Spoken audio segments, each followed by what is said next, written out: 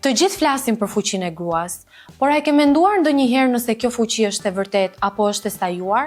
Valdrin Sahiti, një prej dizajnerëve më të njohur në rajon, ka dhënë një intervistë të fundmi për The Dalina Show, ku ka bërë një nga deklaratat më të bujshme të vitit. Gruaja nuk është e shtypur, ajo është bërë shumë viktim. Dhe interneti u trondit. Valdrini në këtë intervistë ka folur për pushtetin, për gruan dhe për mënyrën se si ne e konceptojmë suksesin sot. Unë kur nuk kam qenë në viktimizime, do të qenurit feminist deri në pikën ku e bën gruan viktim, unë e urrej. Unë jam kundër dhunës, unë jam kundër mos shkollimit dhe mos edukimit, po nuk jam pro kauzave të cilat e bojnë një gru pasive veç për faktin se është gru. Sipas tij, shoqëria po e ngatron forcën me mëshirën. E du shumë, e vlerësoj shumë, edhe besoj në fuqinë e mendjes së gruas. Po e trajton dhe si individ.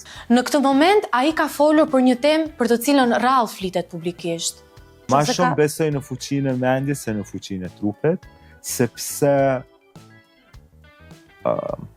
I know what is pussy power, por nuk besoj që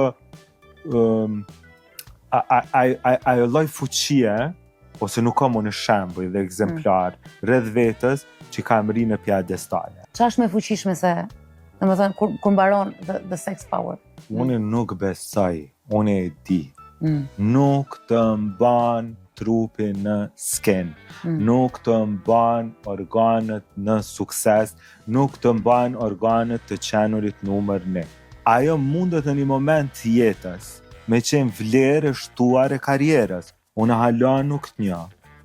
Na i femën seksi që ka sukses pa talent, edhe pa trup. Dhe ishte në fakt kjo deklaratë e cila e ndau rrjetin në dy kampe. A është seksi ende pushtet në vitin 2025, apo forca e vërtet e gruas nuk ka qenë kurrë në trupin e saj, por ka qenë gjithmonë në mendje? Andale!